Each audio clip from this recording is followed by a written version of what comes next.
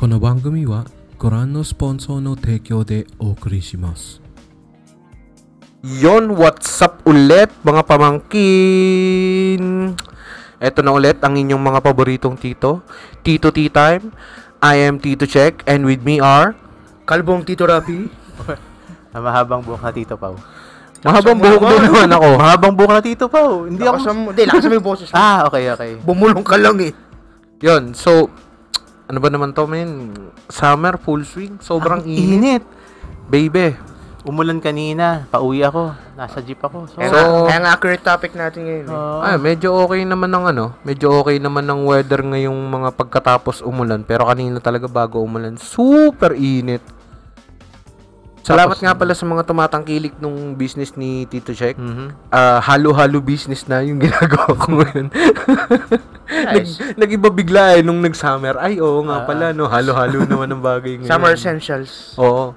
Summer essentials, men. Halo-halo. Insert. Okay. Sakto rin yun. Tinan mo yung Google Doc ngayon. Tinan mo yung default Google ngayon. Climate change. Oh, wow. Puro puno. Oo nga. Kasi, beri mo parang habang patagal ng patagal, simula ng mga bata tayo in the 90s. Oo nga, hindi. Mainit talaga kasi. Yung sa labas nitong studio natin, mainit eh. Wow, studio. Oo. Wow. Ganun talaga tawag. May Kung saan ka ganun. nagre-record, studio tawag doon, men. Yun nga, kasi, paano ba to? Palakas ng palakas kapag tag-ulan, tapos painit ng painit kapag tag-araw, di ba? Parang muntik na nga yata tayong mag-40 nung the other day. Parang 43? Hindi pa pala umabot. Oh, hindi pa tayo umabot ng 40, 39 point something. Grabe. Dito yun sa Metro Manila. Oo, men. Kahit yung tubig sa gripo, maligam-gam eh. Higher than body temperature yung tubig Para sa mga gripo, tumatandang tito, yung mga umaaming tumatandang mga tito, maganda para sa katawan yung init na tubig, para kayong nasa pansol. Ay, kaso nga lang, di ba? Wala ka pa nga doon sa tubig, mainit na eh. O, di ba? So, hindi rin siguro maganda sa katawan yun. Pagka magkasama, no? Double heat, no? Oo, syempre. Mag-ingat-ingat din pala tayo doon sa mga ganun, mga heat stroke, ganyan. Kasi, iba na talaga ang climate ngayon, men. Sobra na.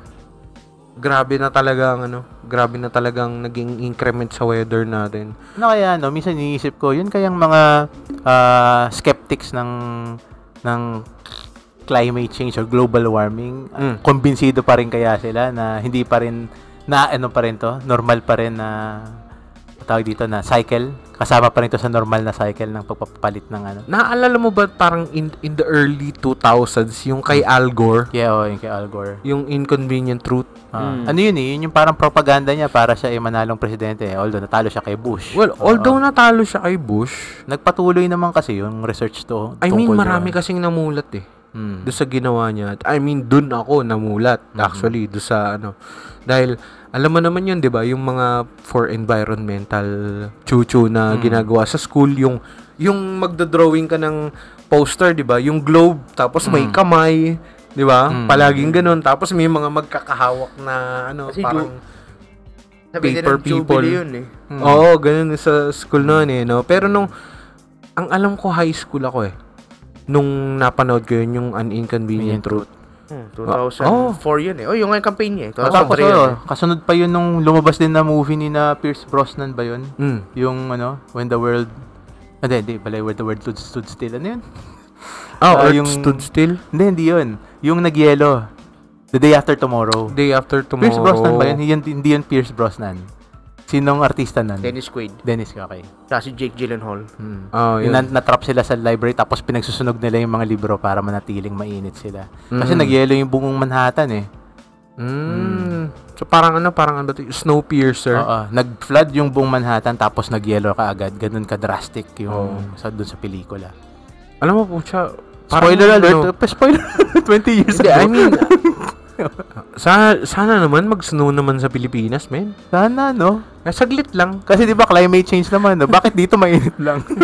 Hindi ba pwedeng yung mga malalamig uminit tapos yung mainit lumamig naman? Maraming mga galing sa malalamig na bansa yung gusto nila mag-summer, 'di ba? Kasi 9 months silang malamig. So, tayo naman parang for a change, 'di ba? Mag-snow naman kahit 3 buwan lang, 'di ba? Kaya nga. Kahit manipis lang.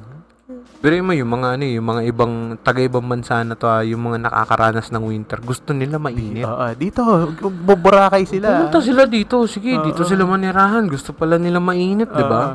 Doon tayo sa kanila. Palit tayo. Hindi. Palit tayo. Gusto natin yung nakakapag-jacket tayo. Alam mo, miss na miss ko na nga mag-jacket. Ako nga, ang ice skating rink lang na naranasan ko, yung dyan lang sa Santal. Di ba sila, pagka nag-freeze yung lake or yung sa kanila. Nakakapag-ice skating na sila eh. Oo. Yun nga. So, eto talagang ano na to, tong front nitong summer na to. Kasi 'di ba nung nag-full swing yung summer,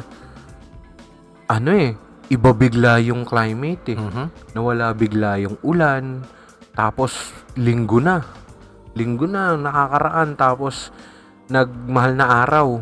Nitong mahal na araw na to, doon natin talaga naranasan na summer na to. Merong konting breather. Naalala niyo yung Typhoon Amang? Parang last week. Yun, medyo malamig nun for 3 days. 2 days, 3 days. In fact, naghihintay ako ng class suspension. Parang hindi naman yata na-suspend. Magtrabaho eh. Hindi na-suspend sa QC at least. Hindi na-suspend.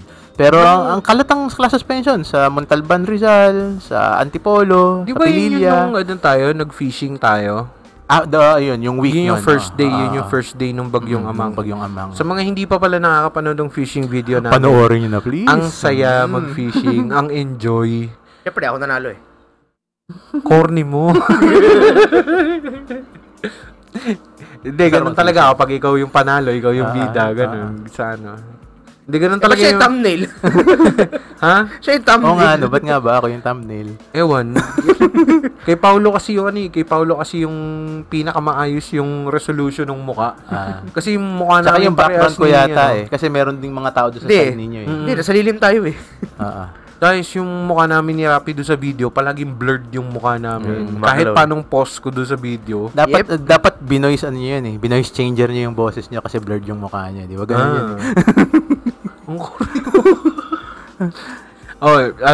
So, doon tayo doon sa ita-topic natin today. Yung climate change, tsaka yung mga bagay-bagay na nawi-witness natin na nagbabago. Yung siguro sana to combat global warming, sana to combat climate change, to delay or to yung change. Nilabas na di ba? 5 years ago ng UN.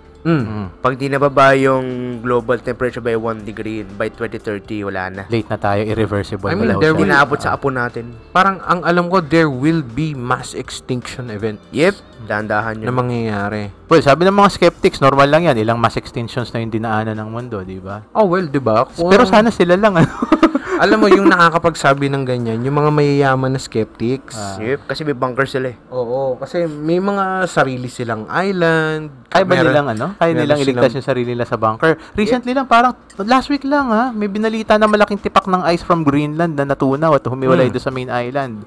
So, hindi na biro to, di ba? Tapos several years ago, itong during the pandemic, yung sa Antarctica naman. So, I mean, kasi, di ba, kung titignan mo in a parang macro point of view, nakailang ice age na rin ang Earth.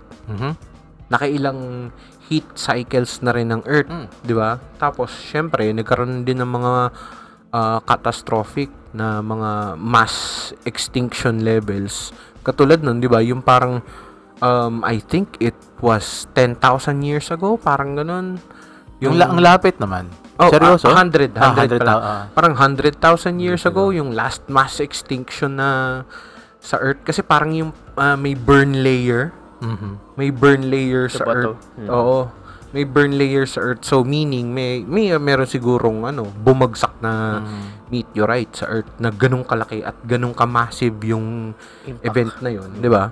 So, ang sinasabi nila, parang magiging natural cycle lang daw yan ng Earth, ganun. Kaso nga wala pa tayo noon. I mean, wala pa tayong gantong klaseng technology. Hindi pa tayo kumukonsume ng fossil fuels. Hindi pa tayo nagpo-produce ng sobrang massive amounts of greenhouse gases. Malaki yung influence natin apparently sa climate change. Kaya, hindi natin pwedeng isipin na hindi natin pwedeng i-consider na as natural ito ng mga nauna. Hindi talaga. Not in any way form na natural itong pagbabago ng climate, 'di ba? Pero may mga ginagawa naman. Di ba? I mean, yung isa sa mga fad na nakita ko, yung transition from plastic straws. Di ba? Kasi parang nagkaroon ng movement doon, parang Save the Ocean or Save the Turtles, parang gano'n. Hindi ako masyadong familiar dun Isa sa yung movement turtles, na yun sa ano. Sa KFC to. Ayun. So, tong mga paper straws. Tigas mo eh. Actually, matigas siya. Kaso nga lang, gawa pa rin to sa papel. So, kumukonsume pa rin siya ng trees. Hindi to recycled paper. Palagay ko, virgin pulp to. Kasi, ano yan, ginagamit sa pagkain eh. And, alam naman siguro natin dahil nagtutour tayo sa mga, Crayola factory noon na, dun sa paggawa ng Crayola, parang tinuturo din sa atin yung kung paano gawin yung paper, parang ganoon. Kung tama yung pagkakaalala ko. Sa Museum Pambata. Buhay pa ba yun? Meron pa ba nung nun? panahon natin, yung Isa Museum yun sa- Pambata. Isa yun sa mga parang gripe ko na, alam ko kasi, inayos yung lugar na yun to accommodate for part ba ng NAIA, Terminal 3. Parang ganun. Oo, tapos, binalik ba siya? Sana naibalik kasi mukhang hindi eh. Parang hanggang ngayon, parang hindi. Parang National Museum lang yung meron tayo. So, ayun, mabalik tayo doon. Parang tinuro sa amin kung paano gumawa ng paper. Kaso nga lang, hindi nila sinabi explicitly yung mga harmful chemicals Nakasama, at yung fresh water na nako-consume sa paggawa ng white paper. Yep. So, eto, paper na to, white to. So, yung paper na mas natural would be parang yung dirty, brown, Yung ginagamit sa dirty exam. gray. Yung recycled paper na ginagamit natin sa mga exam. Kahit yung Parang mga upuan ganun eh. yung natural na Kahit yung upuan niya, yung mga binibentang mura kasi nga recycled sila. Yun yung hindi shiny eh. Mga flat lang. Ay, nga pala, yung papel na yun na ginagamit sa exam, baka yung sa mga private na estudyante natin dyan, baka hindi ganun ang gamit nila kasi mukhang sa private schools, white paper ang ginagamit. Ganun din? Ako, private school ako, pero Grade din ako recycled nun. paper yung sa Grade amin. din. Okay. Baho eh. Gray paper. Kasi sa Baho public, Kaya talaga. minsan gray. yung gray na sobrang dark, hindi ko na mabasa. Mahirap siya. Ganun ko. Kasi Lalo na kapag yung parang may mga drawing. kaya- Xerox copied lang naman yun. Photocopied lang naman ba yun. Photocopied lang naman yun, tas carbon powder pa yung gamit nila. Ang dali niya mabura kasi merong times na parang glossy. Pag may dumi film. pag may dumi pa yung screen ng copier. Ma'am, ano to? Ang letter to? Iba nga parang na Xerox yung na photocopy yung yung langaw. So, to make paper writable at magandang tignan, kaaya-aya, yung writing surface, maraming processes na ginagamit para dito. So, sabi ng mga parang environmentalist, parang, what's the point? Kasi, hindi ka nga gumagamit ng petroleum na would last for millennia, katulad ng plastic straws. Harmful pa rin, di ba? Tapos, I think, it's either UN or UNICEF yata yung nag-ano nito. UN. Yung mga bamboo straws, harmful pa rin sa environment. Bakit? Kasi mass-produced sila. Anything na gano'n. Gumagamit pa rin ng harmful chemicals. Para i-treat yung bamboo, para hindi nabubulok yung fresh bamboo. Para ma-accelerate yung drying niya, para mas ma-preserve siya, at yung tatagal siya habang ginagamit ng tao. So, totoo ba talaga na environmental friendly itong mga alternatives na to? Or, Compare sa plastic kasi. I mean, Compared nga kasi. are you just stroking yung mga egos ng mga environmentalist? Hindi talaga eh. Compared sa plastic talaga eh. Compared kasi sa plastic, ang pinaka-lasting effect kasi ng plastic is yung staying power niya. Yep. Nakakapag-stay siya ng hundreds of years bago mag-degrade. Kahit sabihin mo, Wala pang 100 years ang plastic eh. di ba merong oxo-biodegradable na plastic? meron. Nauuso siya. Nadudurog lang Na siya. supposedly would start degrading at 3 years. Tapos parang powder na siya within 5 years. Tapos within 7 years parang wala na siya. Wala na Supposedly wala na. Pero ang nangyayari, pa rin. nagkakalas-kalas lang siya. And what happens? Nagiging microplastic. And microplastic, kinakain ng isda na napupunta sa food din natin. So, ano ba talaga? Ano nangyari, di ba? Meron dati, naalala ko, parang siguro mga mid-2010s to or early 2010s. Parang nag-promote yung isang convenience store na 24 hours. Alam na nila kung ano yon ng paggamit ng metal straws. Yes. Is that better than using paper straws or bamboo straws? Well, let's say sabihin natin on an ideal world setting, ang kada tao ay merong metal straw. Sarili. Okay, sige. To produce a metal straw, maraming resources din ang kailangan gawin dyan. Supposedly, you're going to burn fuel. You're supposed to unearth the ore o kaya magre-recycle ka ng already existing na, nagamit na. So, gagamit ka pa rin naman ng fuel doon. Tutunawin mo, ifo-form mo, tapos itatransport mo siya. Mabigat siya. Itatransport mo siya around the world. Pero let's say, sabihin, kada tao sa buong mundo may isang straw. At isang straw lang yung gagamitin niya hanggang sa mamatay siya. Oo, sustainable. Mas maganda siya. Palagay ko, sustainable. Kasi, on average, I think, parang may naglabas din ng study, don't quote me on this right now, parang naglabas ng study na ang Philippines daw is yung number 1 water polluter. Yes! Hata ko nga Sa wakas, nag-number 1 din ng Pilipinas pero sa masamang paraan. Marami naman maraming bagay sa masamang paraan. Oo, ilalagay ko na lang dyan yung ano na yun, yung data na yun. Ting! So, parang second lang ang China sa atin or India, parang ganun. Basta nandun tayo sa mga top polluters. Di ba? Pero hindi naman sa atin lahat yun eh. Yung basura na yun, nag-i-import ng Pilipinas ng basura noon. Remember, sa Canada. Parang I think this is during Noy Noy's time. May mga nasabat na container ship na galing Canada. I think Canada. Tapos, pagbukas nila, puro plastic. Puro non-recyclable plastic. So, mga one-use bags, mga medical waste din. Meron din doon nakahalong medical waste. Hazard. So, anong nangyayari? Isa pala sa mga number 1 imports ng Pilipinas from that period of time, ewan ko kung nagbago na pa rin ngayon, is foreign waste. Dito tinatapon sa atin. Isa tayo sa mga richest coastlines. Di ba? I mean, shit. Ano ginagawa ng mga tao para lang magkaroon ng pera sa bulsa, di ba? Reality is stranger than fiction talaga. Reality talaga. Itapon mo sa isang bansa na paligid ng dagat, yung basura mo, di ba? Yeah. And to think na etong pagtaas ng temperature nang gagaling dahil sa hindi natin proper na pag-handle ng environment. Or hindi natin pagbabawas ng shit na ginagawa natin sa environment. I mean, sabihin natin dito sa Marikina. Dito sa Marikina, malinis tayo. Diba? Kahit yung ilog natin masasabi mong comparably mas malinis kaysa sa ibang parts ng ilog, diba? Kasi, may mga stations tayo na kumukuha ng tama ba yun? Sa MMDA ba yun? Or sa parang alam ko hindi. Manila Water? Parang di ba yung debridging? Alam ko hindi rin. Parang sa ata yun? DPWH? Isa pa. Ano yun? Ano sa environmental resources? Natural resources. Parang ganun. Yung parang nagre-rake sila ng basura mula doon sa DNR ata yun. Tapos nakikita ko in action din yun minsan kapag yung napapadaan ako, lalo na dati, pre-pandemic pa. Nakikita ko yung operation nun, grabe. Ang daming dump trucks na kumukuha ng mga basura na napupunta sa ilog. And I mean, pag gumala ka sa Marikina, konti lang yung basura na makikita mo sa kalsada Totoo. Well, para sa mga places na sabihin natin yung mga tao careless sa basura nila. Pero ang daming tambakan sa ibang lungsod sa Metro Manila na hindi ganun karami sa Marikina. Malayo talaga yung dami ng bilang ng tambakan ng basura. Well, sana lang naman kasi na ma-handle din ng properly yung mga nabubulok at di nabubulok natin. Kasi parang ganun lang din dito sa atin nabubulok at di nabubulok.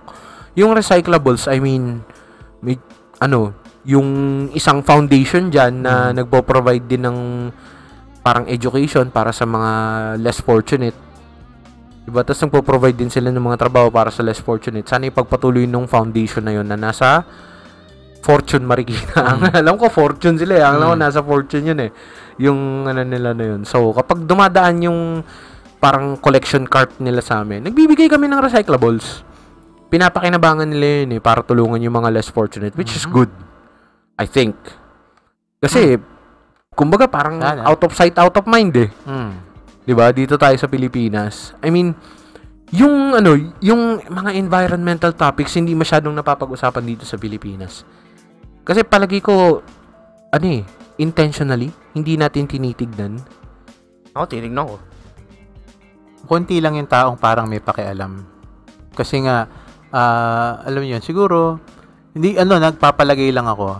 Di ba alam niyo yung parang nasa isip na Pilipino na hindi natin kailangan magbasta kasi lagi may pagkain, hindi nagtataglamig dito. May feeling ako na parang ganun din yung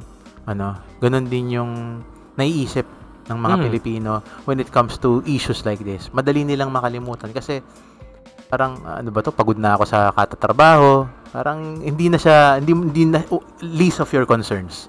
Kung baga, itong problema na to para kay ng bukas yan para kay check ng bukas yan, parang ganoon That's sa ngayon, that's for tomorrow's me. I mean, sana nagkakaroon din tayo ng mga steps dito mismo sa Pilipinas I mean, katulad nun yung sa Pililya Windmills. Ang alam ko nung unang beses ako napunta diyan, konti pa lang yung windmills nila. Hindi pa ganun ka-prominent talaga na as in windmills. Pero ngayon, grabe, tinahina nila yung di ba? Tinahina nila yung mountain range ng puro windmills. Tapos kapag napapadaan tayo doon, papunta doon sa paborito nating restaurant at paborito nating beach resort, sa shoutout nga pala doon sa mga previous videos natin. Nakikita ko umiikot talaga, ang lakas ng ikot ng mga windmill nila. And natutuwa ako kasi parang may positive na movement for more for cleaner energy. Although sige, nagko-consume din yung wind turbines ng fuel. Syempre, i-assemble mo pa yon. Paano ka mag-assemble ng ganong kalaking wind turbine sa bundok, 'di ba? Pero I think in the long run mas maganda yun para sa environment Yung mga skeptics in connection to that lagi nila talagang tinitingnan kung ano yung harm na idinudulot ng alternative energy source. Kagaya niyan, yung geothermal daw nagko-cause daw siya ng air pollution. Tapos yan naman daw windmills, yung pagfa-flat ng maraming mga parte ng kabundukan kasi syempre para ka makapagtayo, dapat walang gubat diyan. So laging yun ang tinitingnan nila talaga. Laging yun ang ibinibira nila. Kaya ang gusto nila, babalik lang sa fossil fuel, wala nang gagawin. Pero kasi hindi ganun kasi talaga gumagana yun Iisipin mo kung saan kayo mas makakapag-develop ng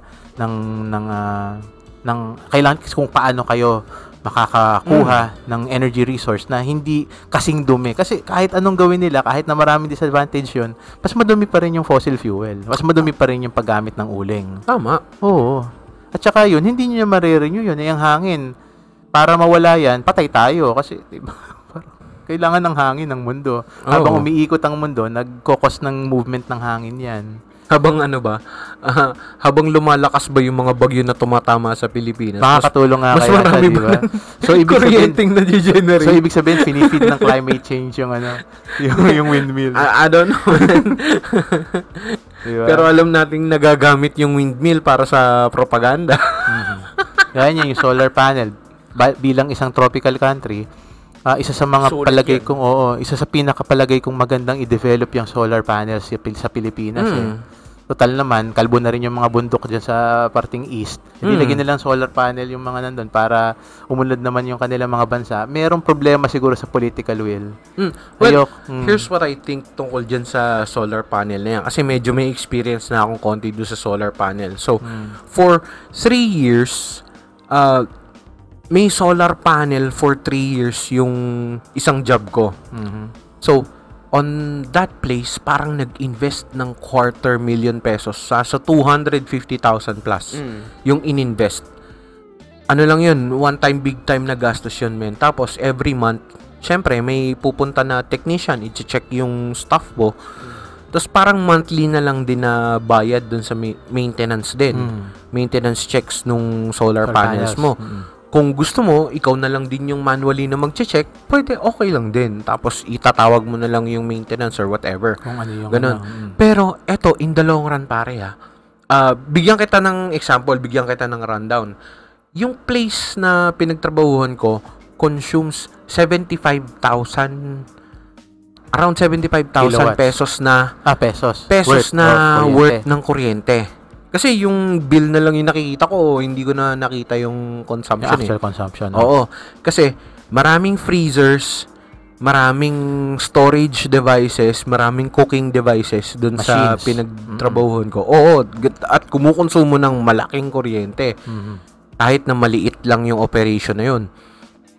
Sabihin natin 75,000 yung kuryente na nako-consume. After connecting yung solar panels, kasi may nilakad pa sa, I think it's with Meralco and yung parang meron. DOE. Parang may permits ka pang ilalakad kay Meralco tsaka sa Department of Energy, parang gano'n, na ikaw magpo-produce ka ng sarili mong energy.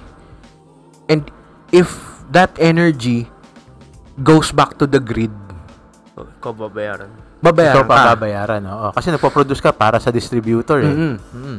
So, parang nagiging sarili ka rin na generator ng kuryente. There were times na nagzi-zero as nagne-negative pa. So, sa inyo pa may utang ang Meralco. Oo. At nagne-negative pa yung bill. Hindi bawing-bawi na. Ilang, kasi di ba, 75,000 kanyo yung consumption nyo per month. Per month. Eh di sa isang taon lang, bawing-bawi na yung kalahating milyon. Yes. Ang bilis ng ROI. $250,000 nga lang eh. Quarter bilis. lang. Ang bilis ng 4 balik. months, wala na. Biruin mo, ang pinakamahal na bill na yata after that, since 75, ang pinakamahal na bill na after that would be parang nasa 30. Galing. Kalahati, less than kalahati na lang. No? Oo. Baka ano lang yun, madumi lang yung solar At panel yung, nun eh. oo. I mean, Madumi at lang. yung usual na, na rate, nasa below 20,000 na lang. Or maulan nun.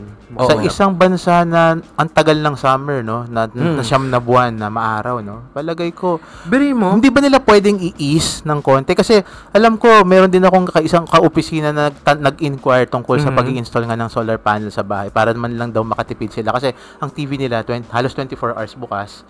Tapos yung computer, yung wifi, tsaka syempre yung kailangan bukas ng 24 hours frigidaire, kung ano-ano pa. Yeah. So nag-inquire sila yun nga raw. Pero meron parang permit na i-apply sa Meralco.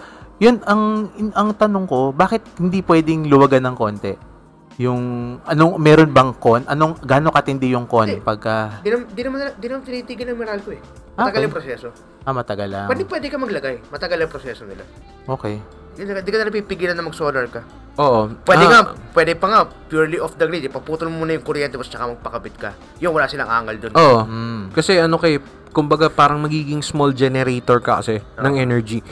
So, ang isa rin sa mga example nito, example ko lang, may kakilala ako na closed circuit yung solar panel niya and yung aircon sa bahay.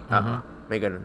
So, dahil closed circuit yung aircon tsaka yung solar panel, nagpo-produce lang ng energy yung solar panel para Sa sa aircon. aircon. Ano siya, kumbaga dedicated yung solar Dedicated panel. lang yung solar panel para doon sa aircon. Wala silang binabayaran ng kuryente para doon sa aircon. 24/7 tumatakbo yung aircon. Pwede yun.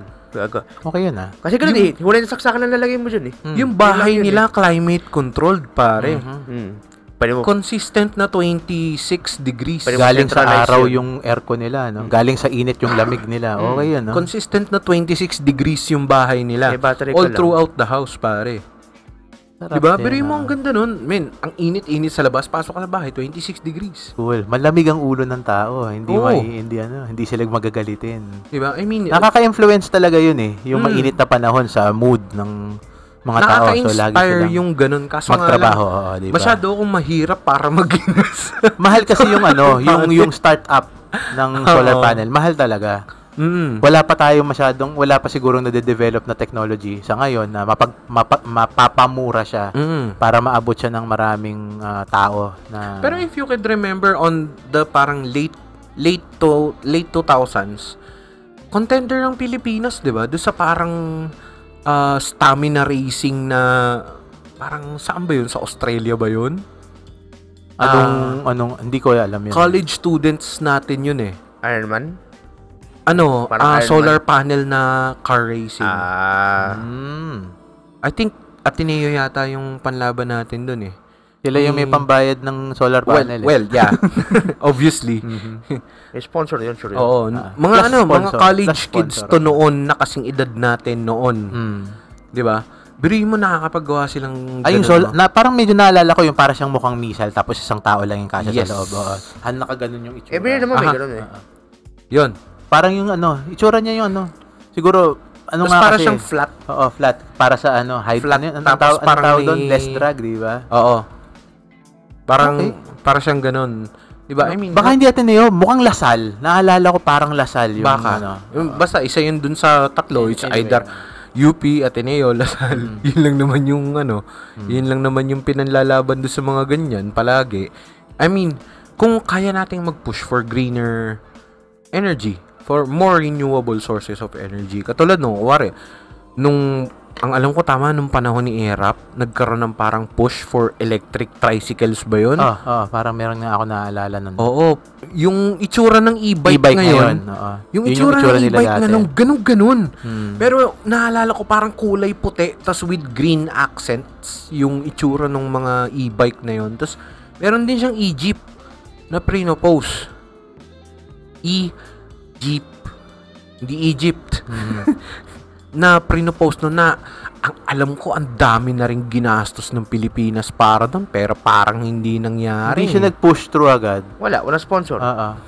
Palagay ko, Walang gusto sumuporta kasi sila din yung may hawak ng mga gas. if I remember, dun din nagkakaroon ng parang inkling for a modernization project ng mga jeepneys 2000s Gusto na yun. nilang gawing is either electric lahat ng jeep or gawing hybrid yung mga jeep. Pero the technology was still young for that time, di ba? Mahal pa. And then this was revived on the time of Arroyo. 2008. Na-revive din Mga siya. ganun. Yung time ni Arroyo, men. Nagkaroon din ng push for modernization ng jeep. Kasi, ang alam ko, doon ako unang nakakita ng parang mga jeep na bus style Parang bus type yung jeep. Kasi, if you remember correctly, if I remember correctly, yung, JICA ba? Yung JICA na, yung connection natin with Japan. Tas, imo-modernize nila parang yung mga transport system natin.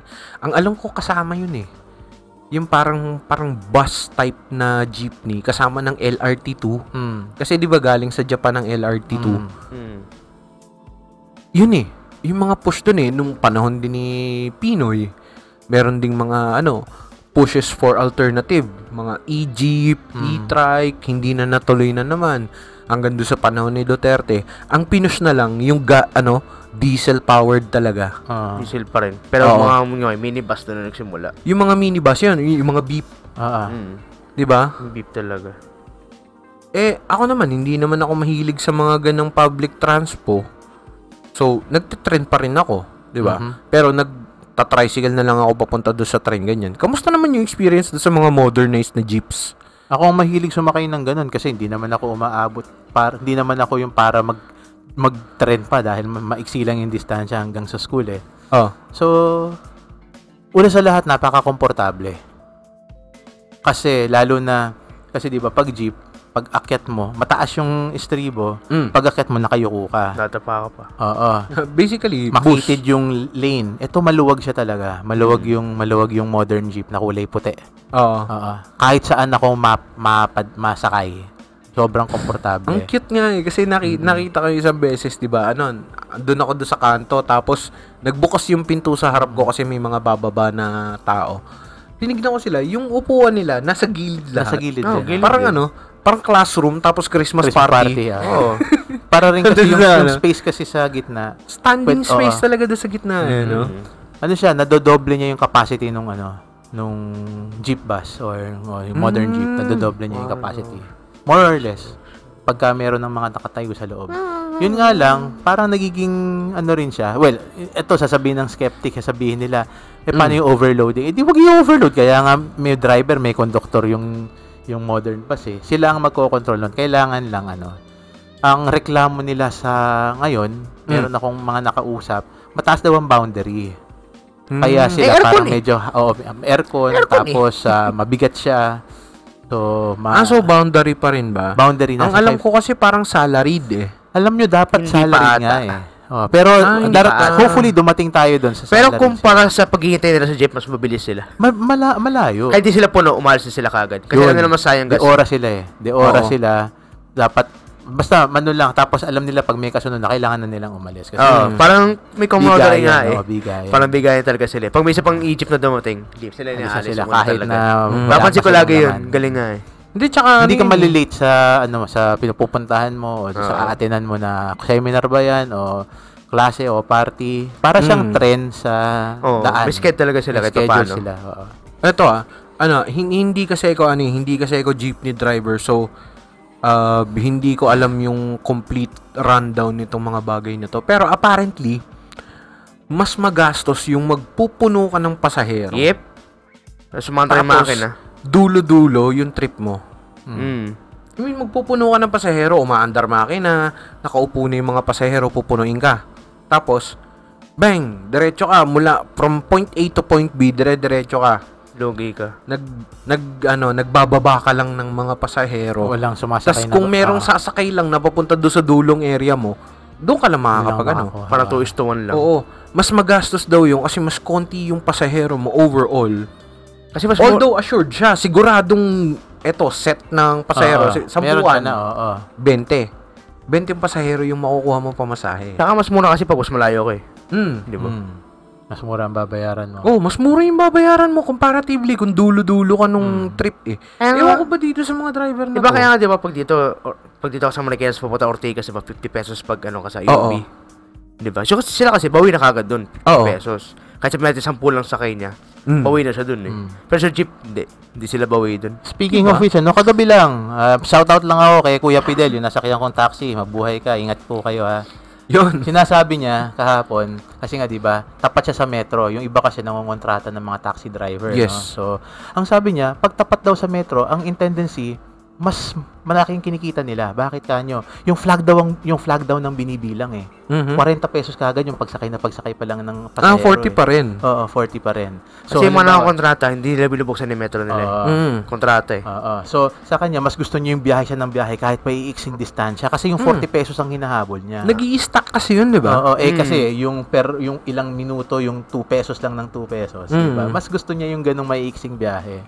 Alam mo, medyo neat freak tayong mga Pilipino kasi alam natin yung assured, di ba? Doon tayo sa sigurado. Pero, yung sigurado natin, ang konti pala. May sinasabi si Kuya Fidel na pantamad daw yung ganon. Kasi ang gusto nila, isang bagsak lang, tapos papahinga na sila. Hindi masipag daw yung ganon. Siyempre, pagkahanap buhay maghahanap buhay mo, tatrabaho ka. So, kaya siya, ang gusto niya, maiksing biyahe.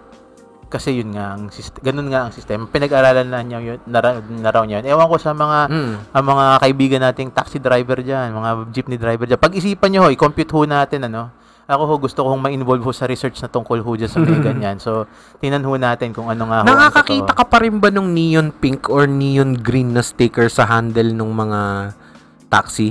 Hindi naman ako madalas mag-taxi. Ito sticker lang na bilog. Para siyang pinancher. Hindi eh. So, nung dati, hindi pa uso ang Grab. 2000s. 80s hanggang 80s, 90s nag-start yung movement na pag yung nangungontrata yung taxi, didikitan mo ng sticker. It's either neon pink or neon green. So kapag nakakakita yung ibang passengers, yung mga ibang pasahero na may sticker yung taxi na neon pink o kaya neon green na bilog, hindi nila sasakyan. Kasi alam nilang kurakot yung taxi driver na yun, nangungontrata, nag-overcharge. Di ba? Kung basta dissatisfying yung taxi driver, nilalagyan ng sticker sa kung saan dun sa taxi. Tama yun. Share ko sa kanila, di kahagabi, kanina umaga, galing ako ng BGC. Yung isang pinagtanongan ko na muntik na akong mapao kasi syempre medyo late na, 1:30 na, may pasok pa ako ngayon. So, kinontrata ako ng 1.5. So, Manong, pasensya ka na. Kilala mo kung sino ka pero di kita papangalanan. Okay? So, 1.5 BGC hanggang sa amin. Antipolo.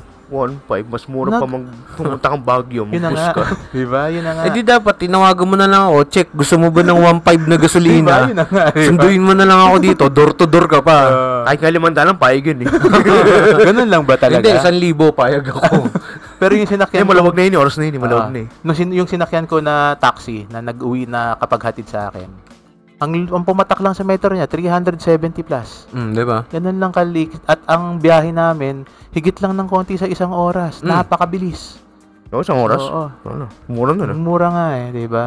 Kaya nga ako, parang, Ayan, pag-isipan nyo pong maigi. Alam nyo, sabi sa akin ng taxi driver, lahat naman tayo nagtatrabaho. Ikaw galing ka sa trabaho, sumakay ka sa akin.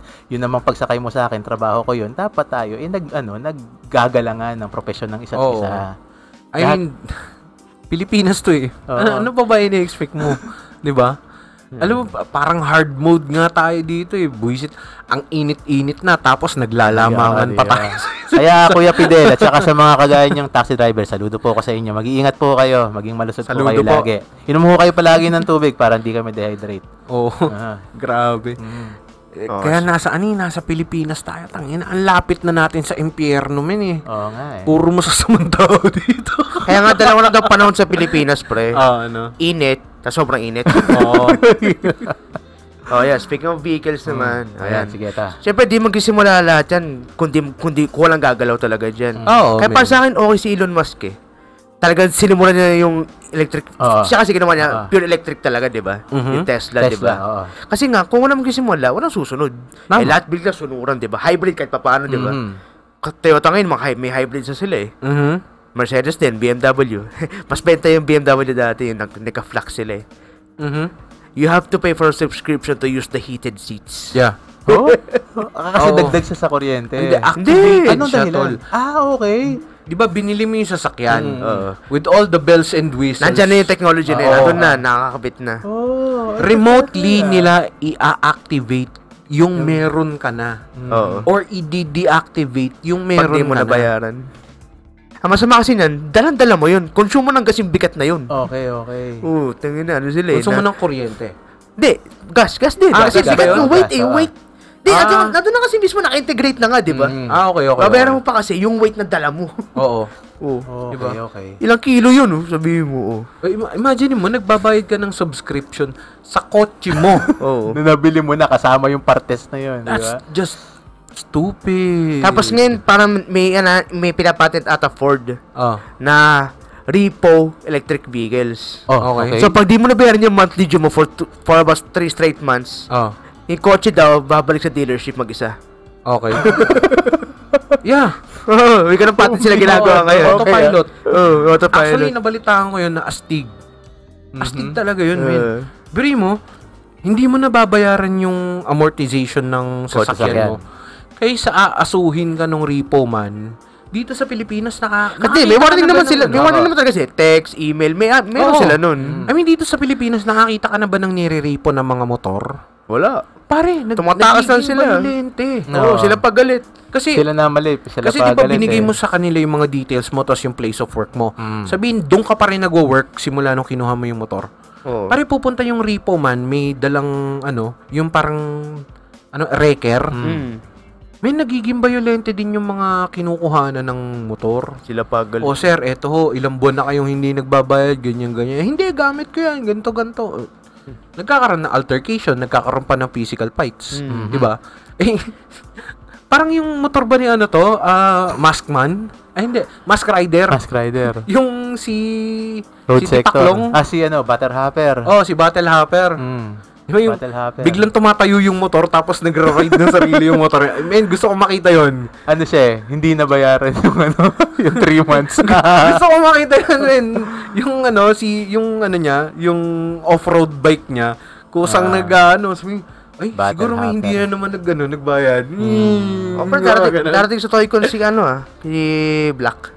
Yung bagong Black? Hindi, yung luma. Yung dating Oy. Kasama. Siya yung kumanta ng kumanta ng team song nila eh.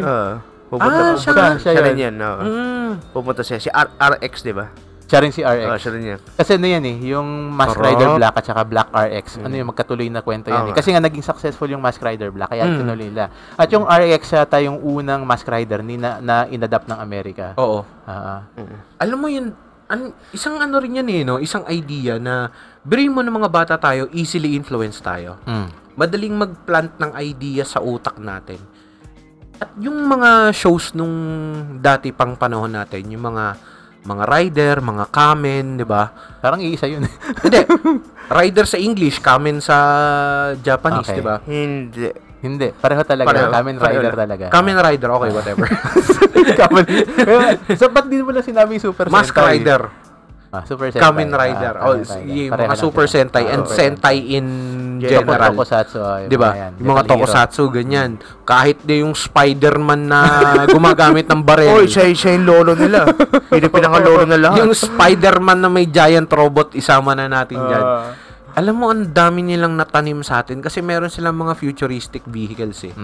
Meron silang mga smart vehicles. Tapos iniisip natin, balang araw magkakaroon ng ganyan. At bibili ko ng ganyan, di ba? Ngayon, kapag may lumalabas ng mga ganung katulad ng Tesla, may self-driving feature.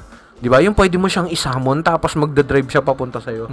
Parang Diba? May excite ka, ma-hype ka Meron bang ganung James Bond na sasakyan? Meron. Oo, meron. Pilot, diba? Yung Vanquish ba? Una pa nga Una pa nga remote control. Yung remote control. BMW pa yun. Nakita ko yan sa isang ad nung nanonood ako ng YouTube nung isang araw.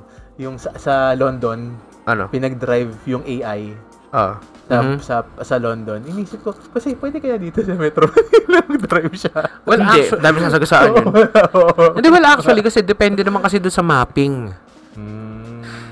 Road mapping. Dito kasi sa Pilipinas, lalagyan mo lang ng mga plastic barrier. One way na to, ha? Okay. Wala nang dadaan dyan. One way na to. O kaya, lalagyan mo ng plastic barrier. Right only turn, left only turn yan, ha? So, ano gagawin ni Google Maps, di ba? Yung database ng Google Maps, naggalaw ka lang ng plastic barrier, bawal nang dumaan dun sa kabilang side. Masyadong wishy-washy yung mga road rules dito sa Pilipinas. Mga Pilipinas. Hindi permanent eh. Actually, tinan mo, tayo nga naman yung overpass na talamak eh. Well, kasi sa ibang bansa kasi, overpass nila sa mga highway. Mga tipong at least 3 lanes each. Dito, hindi. Yung simple 2 lanes. May overpass. What the fuck? Yung sa bayan dapat doon meron. Pero ang nilagyan doon sa may Markinton. Kasi, yung kasi malaki yun. Sabagay. Tig 2 lanes yun eh. Pero lapad niya, tig 3 lanes pala yun. 3 lanes na siya. Laki yan eh. Pero 2 lanes. 2 lanes? Diba? Parang, kasi pare, tapos hindi naman nila na-maintain yung overpass. Pare, kasi, bobo goes both ways, pare. May bobong driver, tapos may bobong pedestrian. Hindi kasi nga, nasa atin, na-sear na sa utak ng mga driver, na kasi may overpass, so walang tatawid. Which is ang bobo nun. Dapat talaga, tao ang priority sa kalsada, hindi kotse. Totoo. Kasi mas marami ang tao kaysa sa kotse. Totoo. And that's one thing na hindi pa PWD friendly mga overpass. So paano mga pilay o matatanda? Wala. Helicopter silang. Hindi, ako nagpapasalamat ako dito sa Marikina. Kasi minsan, di ba, lalabas kami ng nanay ko. Hindi siya kayang umakyat sa overpass kasi maliban sa matandaan siya, mataba rin siya. So, maghahanap ako ng pinakamalapit na pedestrian shortest, lane. most convenient route. Pedestrian lane. Kasi hindi talaga kayang umakyat na matanda. Ay, tao din yun. Sabi mo sa Markinton. Di ko ginamit yung overpass na yun. Doon ako umikot sa Robinson. Madalang ako. Doon ako umikot nun. Pande Manila. Hindi siya convenient. Hindi talaga. Hindi siya convenient. Alam mo nitong nitong as recent kasi meron doon kasi may fear ako ng heights eh. Lalo na yung, di ba yung mga actually, hindi fear ng heights yun. Di ba pinapaliwanag natin. Hindi siya fear ng heights. Fear of death. Hindi, fear of heights. Fear of tripping. Kasi walang, di ba slits yung mga yun, yung daanan ko. Natakot ako, lumusot pa ako dun eh. Tapos meron parang something sa kanya, hindi ko alam kung ako lang nakakaramdam nun. Pag may dumaan na medyo mabigat na sasakyan. Kakalo talaga yun. Kakalo talaga yun. Medyo nakakakaba naman ng konti, di ba? Mas okay na tumawid na lang kayo sa hindi ka pa ganun siguro ka-sensitive kasi nararamdaman ko yun sa loob ng malls. Ako rin. Bagay, no? Ako hindi ko siya nararamdaman sa malls. So kayo nararamdaman? Oo, nararamdaman ko sa loob ng malls yan, pare. Pag may dumadaang mabigat na sasakyan hindi, actually, kapag yung lakad ng tao. Pag marami sila. Lakad lang ng tao. Pag marami sila. Sasabay-sabay yung step nila. Meron. Yung dug. Yung upper floors niyan, nagwe-wave na yan. Ramdam mo yan. Yung mayanig yan, pare. Just kidding to pero ganyan kayo sa sensitive. Ba't wala pa kayong girlfriend? Di ba yun ang hinahanap? Hindi. No, I'm just alert. Okay. Iba yung hinahanap nilang sensitivity. Oo nga. Tsaka, let's stop kidding ourselves, women. Ayaw nyo ng pangit. Gusto nyo pogi. Huwag kayong magsabi na kahit ano. Huwag kayong magsabi ng ganyan. Totoo yun. Manap ka ng pangit. Hindi, yung kanta na yun ni Maestro Andrew, para daw sa atin yun. Tagap ko naman. Actually, hindi sa kanya talaga yung binili niya yun from an artist in America. Pero okay, let's not talk about that. At least binili niya. At least binili niya from an artist. Hindi yung ninanakaw na narinig ko sa jeep lagi, yung yung river flows in you. Hindi ng Tagalog lyrics. Putangin na mo, kung sino ka man. Yung rap na pinatungan ng kawawang Yiruma. Pisit. Una-una narinig ko, bumaba ako sa jeep eh. Kaya walang bayad. Tugtog nyo. Bumaba ako. Yun ang nila eh. At, ganun sila. Akala nila kasi, pwede nilang gawin yun. Dapat alam nyo bilang mga musikero. Kahit na rapper kayo, musikero kayo eh. Alam nyo bilang musikero. Hindi nga sila musikero. Singer lang sila. I mean, itong topic naging wild na naman, nakakatapan naman tayo. Ganun naman talaga. We digress. We digress, pero di ba nilabas yung parang cinematic version ng Philippine adaptation ng Voltes 5. Tapos lumabas na naman sa feed ko yung yung Pepe Pacheco. Siguro dahil pinanood ko yung trailer para doon sa cinematic version ng Voltes 5. May trending nga siya kasi opening nga eh. Tapos trending yung opening ng Voltes 5. Tapos pag swipe ko pataas, Pepe Pacheco! Grabe, sobrang taon-tawa na naman ako. Bumalik na naman yung utak ko sa 2015. Botohan yun eh. 2016. Parang 2016. Campaign yun eh. Bumalik yung utak ko sa 2016 na bakit ko naririnig tong na to? Yung pala, yung mga tauhan ko nagpapatugtog dun sa dun sa break room ng Pepe Pacheco na jingle. Trending nung na yun. So, okay, sige, namakat na sa akin tong kanta na to. Kasi, unang-una, witty yung lyrics. Pangalawa, medyo green, my kind of humor. Medyo green lang. Medyo green lang. Kasi pala ayaw niya eh. Malas niya. Di ba? Nung tinitignan ko naman yung trailer for the cinematic version ng Voltes 5, parang okay, ang ganda nung transformation sequence, pare.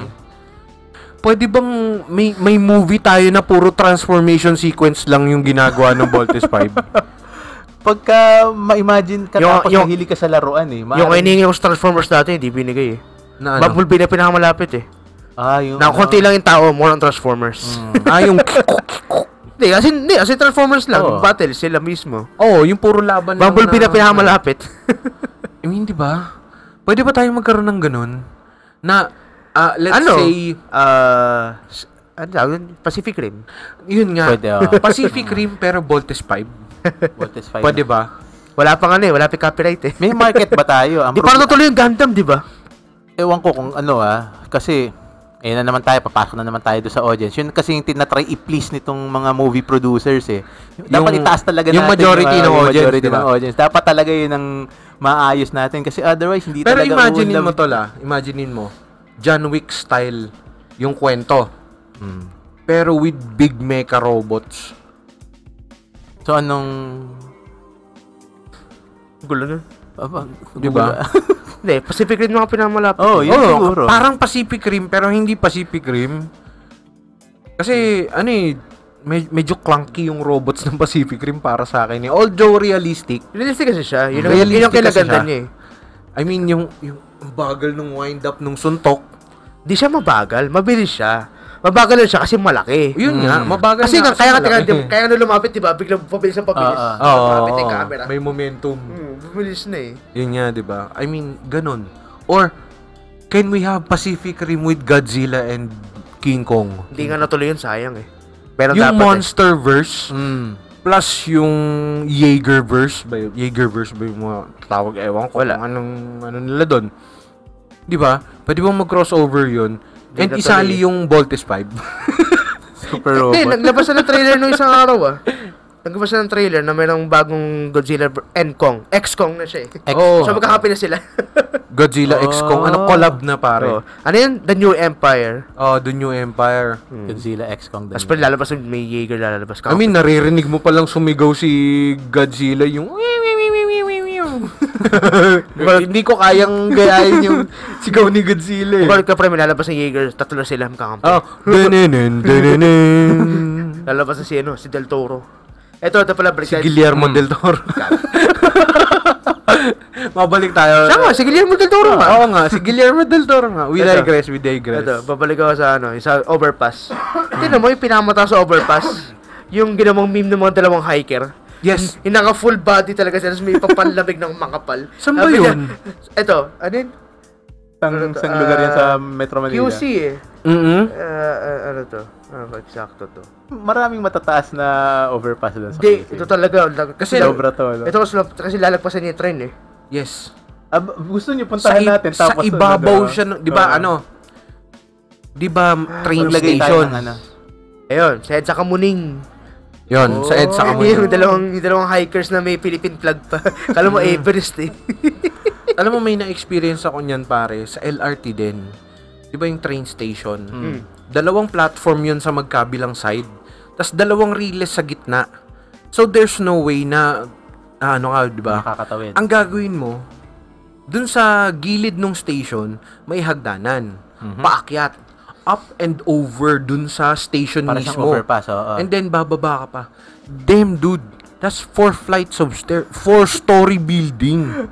Kaaway ni Pao yun. 4-story building kasi bababa akit ka pa. Oo, kasi bababa. Although, sige. Trained ako sa mahal na paaralan ko na 6 floors. Di ba? Walang elevator. 6 floors, walang elevator Hagdan kasi lahat. yung elevator daw is for professors only. Kasi isang elevator lang tapos nandun pa sa may faculty yung elevator. So, grabe yung fixation ng Pilipinas sa mga overpass. Yep. Bobo. Hindi, I mean on a parang astonishingly stupid level. Yep. Bobo talaga. Kasi ang taas na yung pinakita ni Rapi. Parang pyramid eh. Ayun. Oo, yan nga yun. Ang corny eh. Di ba, I mean, makikita, mas maganda pa yung mga makikita mong, overpass sa ibang lugar. Alam mo, kala mo parte siya ng Sierra Madre. Oo. Kita mo sa malayo eh.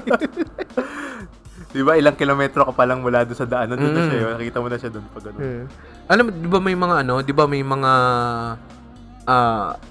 mountain bikers dito sa Pilipinas, yung talagang nagbabike sila off-road. off-road sa bundok, sa mga bato-bato. Gawin nila dapat challenge yan eh.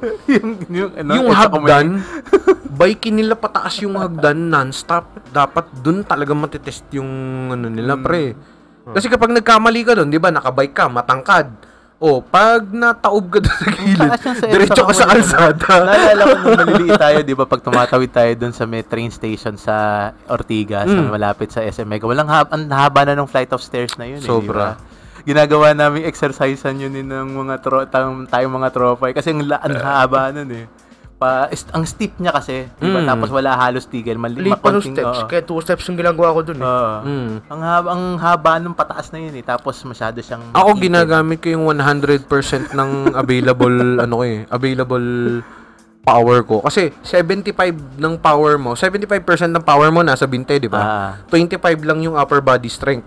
So, pati yung upper 25 nagagamit ko, nakahawak ako sa rails.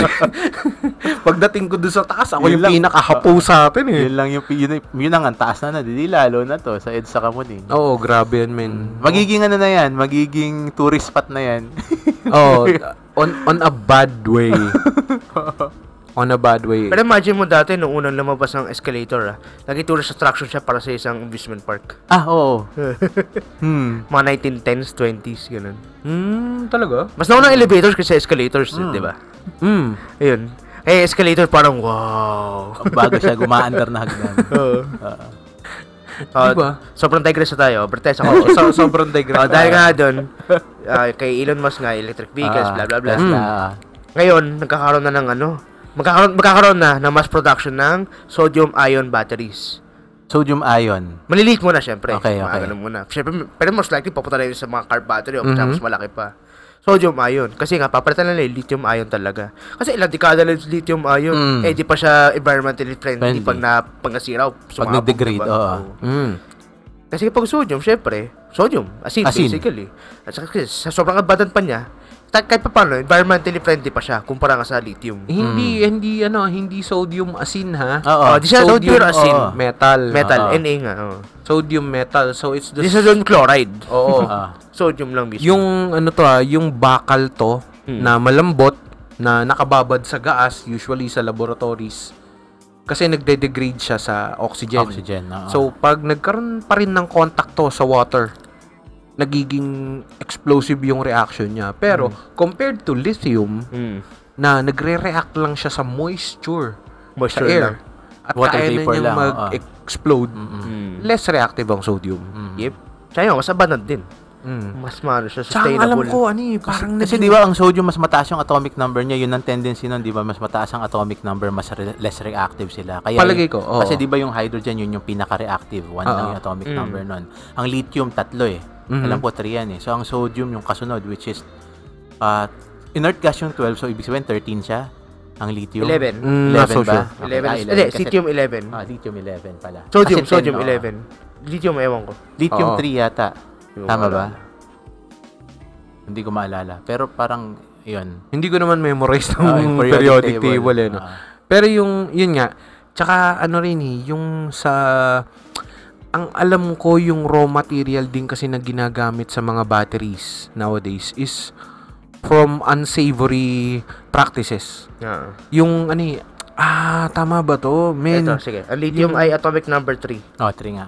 Yun, tama. Kasi yung ang neon 10, ang kasunod nun yung sodium, which is 11. Sige. Yung yung unsavory practice ng child labor, slavery, yung sa mga mines sa Africa. Sa ibang parte ng daigdig. Hindi lang doon. Oo, parang yung lithium yata yung minimina doon o yung cobalt ba yun? Either way, metals. Yung cobalt, cancerous pa yun eh. Basta diba? yung ores, yung pinakamalaking mine sa Africa. Actually, na-discuss na rin yata to sa ibang podcast eh. Doon ako nakakita ng ibang clips nito eh. Na mas sure yung data nila kasi sa expert sila nakikipag-usap. Meron silang guest. Yun nga, unsavory nga kasi yung practice doon pare. So, parang nagsasabi yung mga consumers na ayaw naming mag-support ng ganyang practice. 'Di ba? Masama 'yan sa environment, masama 'yan para dun sa mga tao. Trabaho. 'Di ba? Sa mga nagtatrabaho doon kasi almost for nothing na lang yung bayad sa kanila eh. So eto, mas magandang alternative to. Actually, there was news of parang before this parang sodium ion. Sodium ion. May pumutok din na parang trending noon na yung carbon nanotubes. Kaso nga lang sobrang mahal daw mag-produce ng carbon nanotubes. Mahal nga lang. Very expensive pero okay, very effective siya na battery. Alternative battery or even better na battery. Kaso nga lang syempre nagpo-push pa ng iba pang ways to improve a battery kasi biruin mo yung battery Sumerians ba?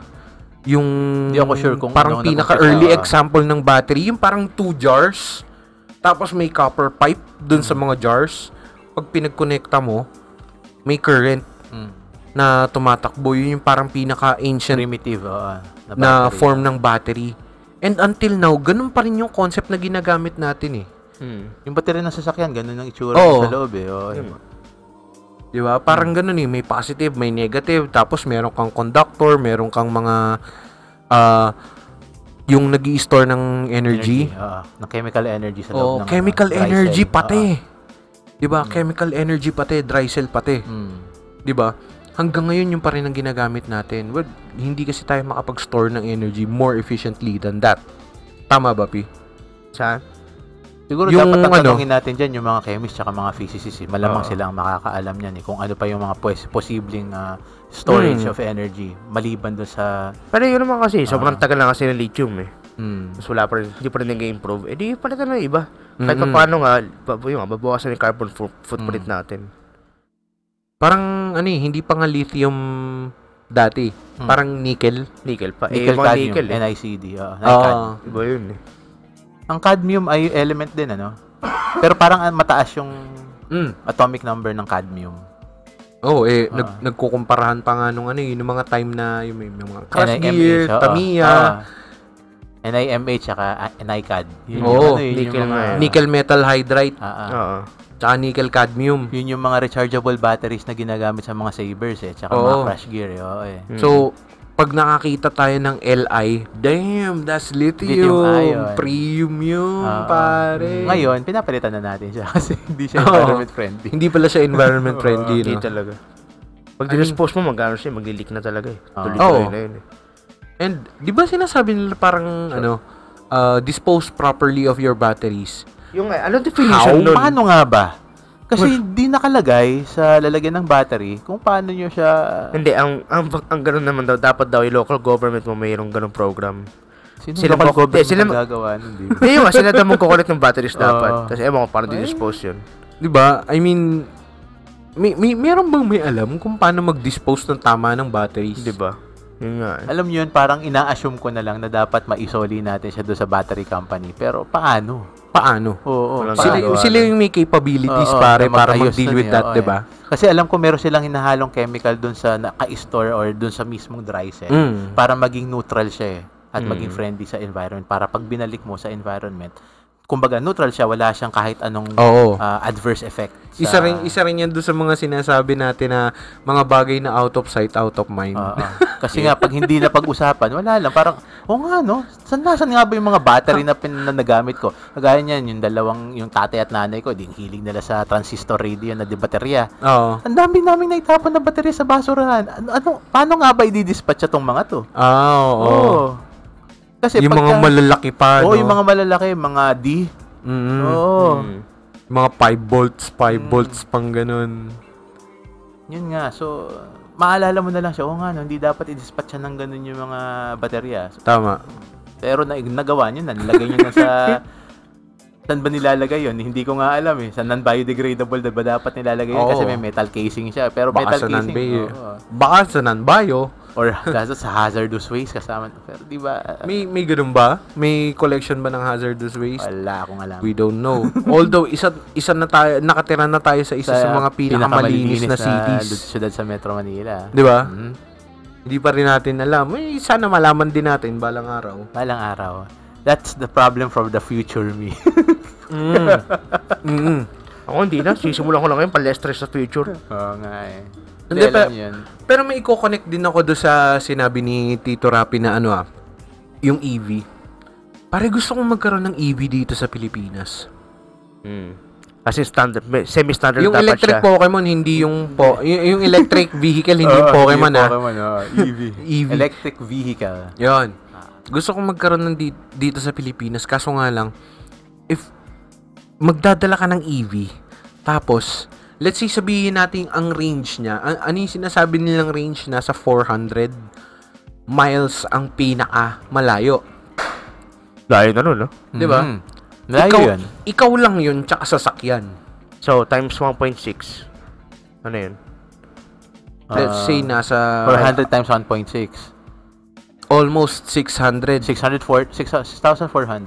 Almost 600 kilometers, di ba? 600 kilometers. That's enough to go from Metro Manila to 640. pinakadulo ng Bicol. Yes. Di ba? Ganun lang ba distansya? Okay, Well, I mean, kung ikaw lang tsaka kotse. Kasi nadadagdagan yung nun pagka mayroon kang ibang nakasakay. Kasama mo si Bebe. Bebe. Kasama si Bebe na hindi alam nung una mong Bebe. Oo, kasama mo si best friend, tsaka kasama mo yung Bebe ni best friend. 4 na kayo sa sasakyan. Kasama mo pa yung aso nyo.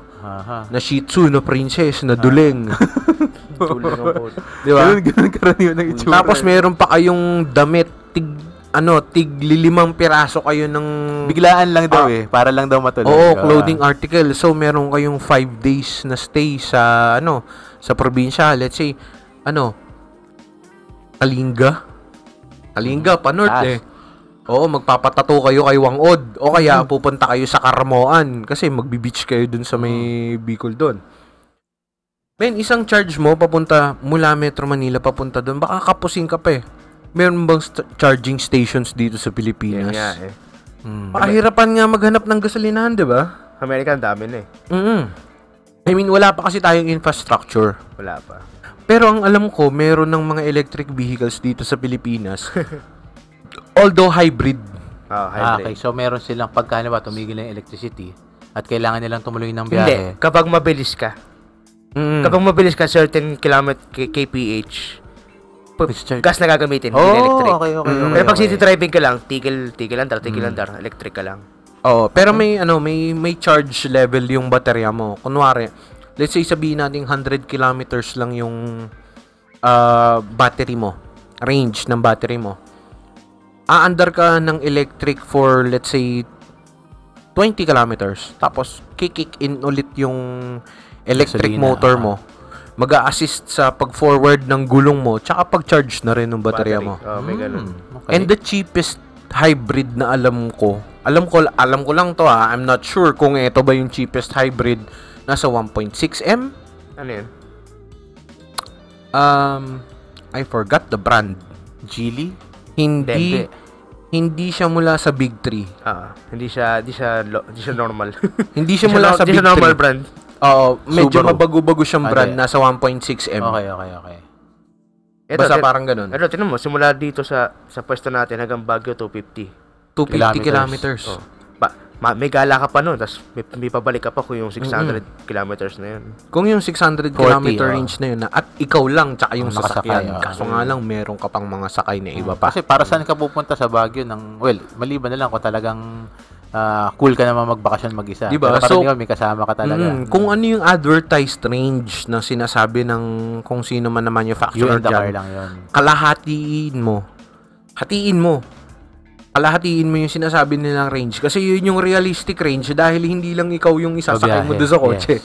Meron ka din mga gamit, tas meron ka bang ibang taong kasama, di ba? Malayuan ka. Oo. Yun yung problema sa atin dito sa Pilipinas, men. I think wala pa tayong support para sa mga ganong cleaner. Supposedly cleaner, Power up station. So, Oo. Na vehicles. Hindi ko kung meron man magsisimula niyan, Petron. palagay mo? Maybe. Feeling ko. And Palagay or ko. Shell. And or Shell. Siyempre Shell kasi international company talaga. I mean, Petron tsaka Shell lang naman yung dalawang Susunod. dalawang nagko-compete talaga dito sa Pilipinas kasi yung iba mga small players. Caltex lang. yung pangatlo. Third Hindi counted. Hindi siya counted. Di ba counted? Pero ang talaga nagko-control ng presyo, Petron. Petron. Susunod lang Shell bigla eh. Ganun yun eh. Okay. I think sila yung may refinery dito sa Pilipinas eh. Kaya ganun. So, tong mga gas companies na to, I think sila dapat yung mag-lead dun sa transition papunta dun sa cleaner energies. Kasi sila yung pinakaunang magsasuffer kapag naubos na yung fossil fuels eh. Yep. It's Dami pa either namang sasakyan dito sa Pilipinas. mamimili kayo kung ano mauubos, fossil fuels ba o yung mga ko-consume ng fossil fuels mo. Kasi nagkaroon na ng mass extinction event. Di ba? So, ano yung aalagaan mo muna, di ba? Kaya ang kulit ng kay Linus Tech Tips eh, di ba? Mhm. Kasi meron siyang vlog ngayon eh, for about 2 years na. Kasi lumipat siya sa bahay, bagong bahay, di ba? Tapos malaki na. Tapos meron na siyang dalawang EV. Ayun, bilang vlog niya, every time na magkakabit siya ng kono na sa bahay niya eh. Yung home theater niya, yung tapos yung pang-charging station niya. Yung merong relays sa taas, tapos yun yung kable. Tapos kakabit yun sa ano niya. Sasakyan. Sasakyan niya, kasi charge nga niya eh. Kasi EV nga yung dalawa niyang kotse. I mean, gustong-gusto kong magkaroon ng electric vehicle or magkaroon ng services dito sa Pilipinas na will convert your old vehicle papunta sa electric. Pili ko mahal yun. I would like that. Pero mahal nun. When I remember nung Kasi paparata may ibang makina mo eh. Well, yeah, mid 2010s. Yun, alam ko na ikwento ko sa inyo to yung Comet na na parang jeep na dumadaan along Katipunan Avenue. Electric powered yun, nakikita ko na pag dumarating yun doon sa stasyon, Yung sabi flat, Katipunan. parang flat ata yun Oo, eh. sinasaksak Ang nila baba yun. na yun. Sinasaksak Ang baba nila. ng bus na yun eh. Tapos sobrang gaan nun. Naalala ko minsan nabanggayan, nakuping ka agad. Alam ko kasi plastic yung hard Tsaka malit lang plastic. makina nun eh.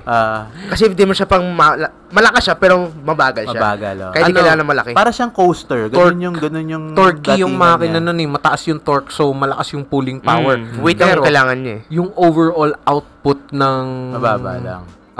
power, mababa lang. Hanggang 60 lang ata siya. Oo. Yung metro niya hanggang 100, pero hanggang 60 lang siya. Ganun. Oo. Yun yung todo niya. Masarap siyang sakyan pero nawala siya. Parang yung yellow dot na may ganun din UST dati eh. Malapit. Imagine a glorified Testing lang yun, sure yun. golf cart. Balik din yun. Glorified golf. Parang e-bike pero rows and rows of seats, parang ganun. Babalik din yun. Sana makabalik kasi ang ganda nun lalo na nung nagpo-promote sila. Pagbili mo ng ticket for ilang days yata or ilang weeks, libre yung biyahe mo mula SM Masinag hanggang SM Fairview, hanggang SM Aura. Connecting siya eh, diretsong mga biyahe. Sasakyan ko yun. I mean, diba? Saya nun eh. Ang saya sana kung kaya nating gamitin yung mga electric vehicles na yan more freely in the Philippines kaysa yung magbo-book ka ng hotel stay kasi malulobat ka around this area. Kuwari sabihin natin from Marikina to Bicol, magbo-book ako ng hotel sa in between sa Quezon province kasi doon ako mauubusan ng baterya. Makikisaksak ako overnight. Babayad pa ako doon sa hotel stay. Na samantalang for example, kung gas powered yung dala ko, kaya kong dumiretso, dire-diretso. I mean, may nakataong TikTok video eh. Sa Amerika nga kasi marami ng charging stations, diba? Yes. Kahit pa paano accuracy na sa kotse eh. Uh-huh. Kung ilan yung kilometers na kayang nung ano mo. Sa gas may ganun na ngayon eh. Pero sa electric yung meron na rin eh. Parang, may lalabas sa dashboard mo kasi touchscreen na halos lahat ng EV, diba? Yes. Yung dashboard nila. Maglalagay siya ng stations doon na kung saan ka pwede mag-charge. Pero dito, pinakamalapit. Ang sagad mo dito na pinakamalapit, yung mas malayo. Exactly. Sinubukan talaga niya yun, sinagad niya. Accurate naman. Tapos, mura ang EV, pare. Mura ang electricity. Kasi parang sa kanila, ang from 0 to 100% ng charge ng Tesla ngayon, na may range na 400 miles is $6-something. So, i-convert mo into pesos, let's say, sabihin natin kulang-kulang 400. So, kulang-kulang 400, 400 na. I-flat out 400 pesos na natin. Ang 1 mile mo?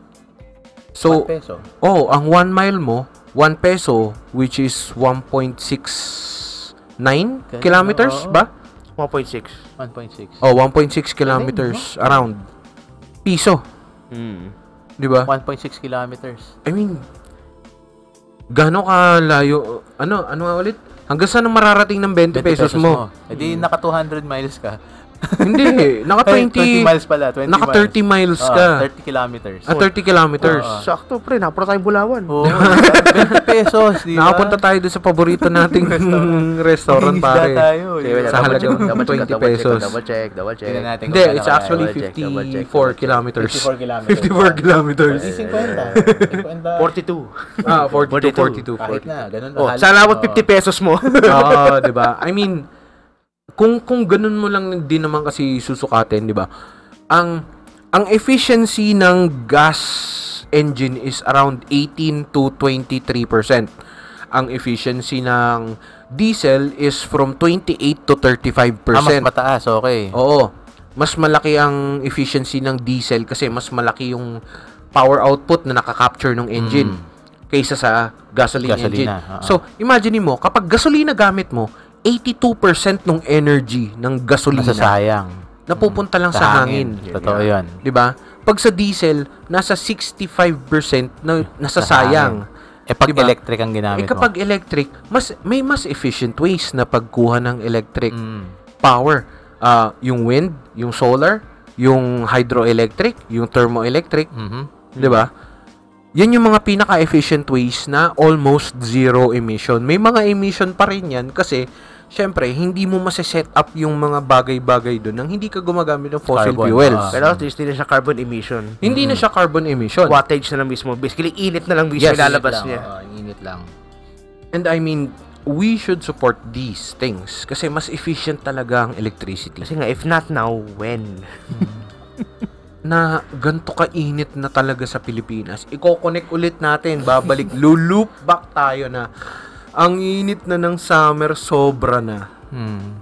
I mean, yung mga nagpipinitensya, di ba yung nagpapasa ng cruise tapos pinapalo-palo, hinihinaan na nila yung palo.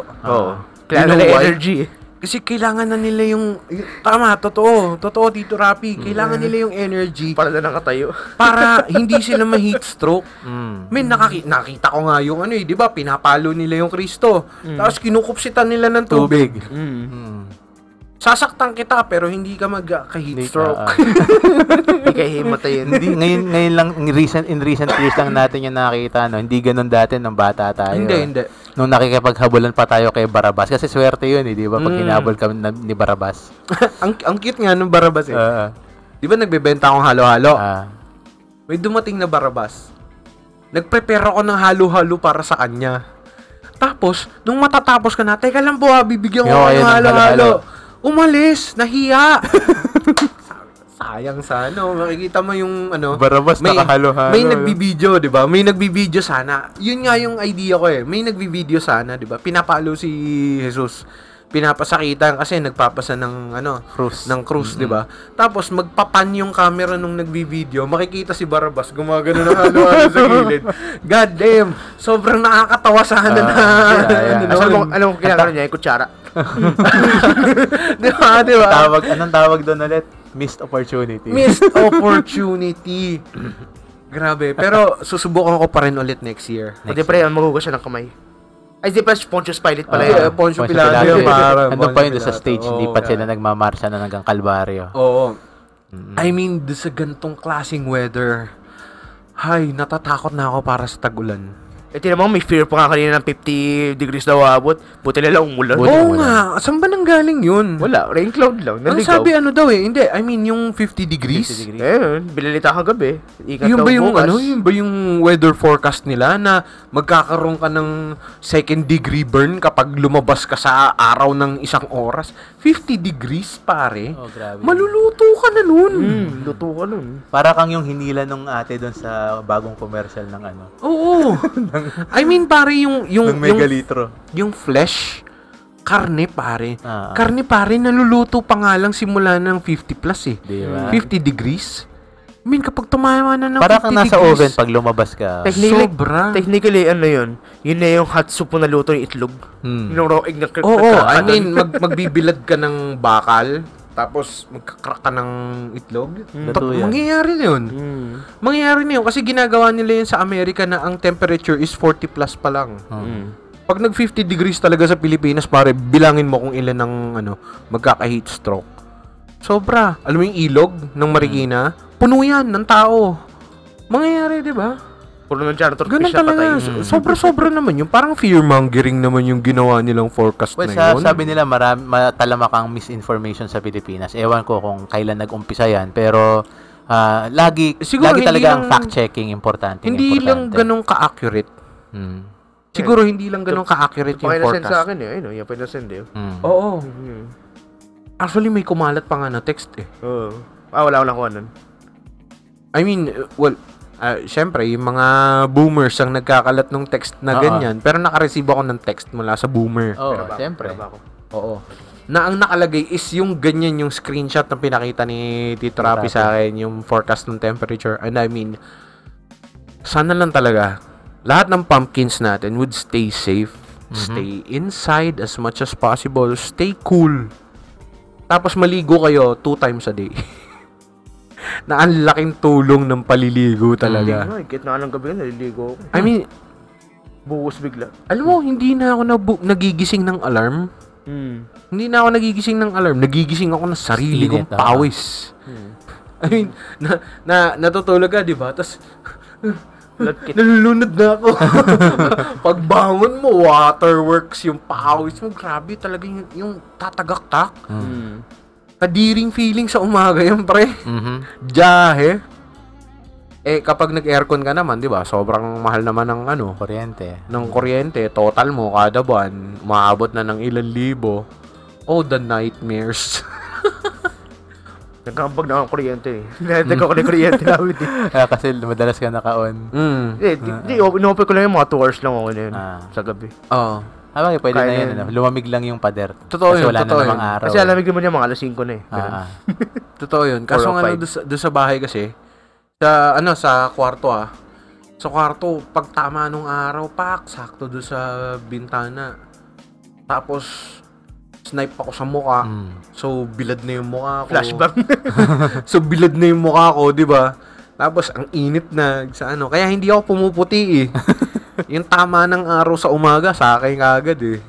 Yun, sana sana we'll stay safe this summer. As usual, stay safe. And watch out, baka magkaroon kami ng summer episode. Makikita nyo yung mga tito nyo na Wait lang, anong summer? Summer ng Pinas o yung bagong summer? Kasi inusog na yung bakasyon.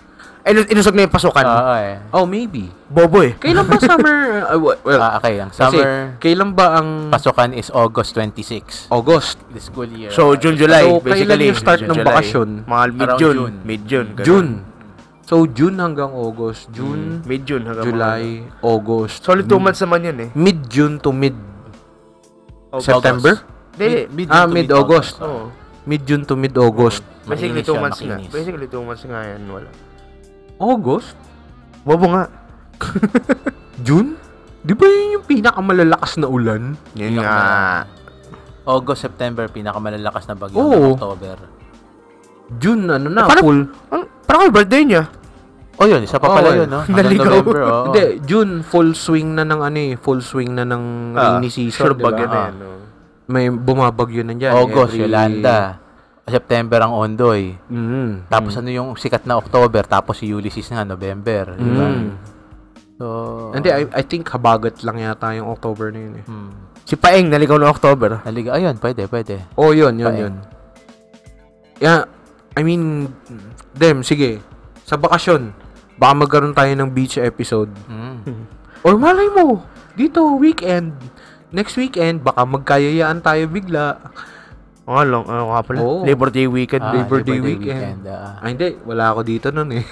Ako nga palagay pala. ko wala Hindi. rin ako dito nun. Hindi, Tuesday wala ka. Alis.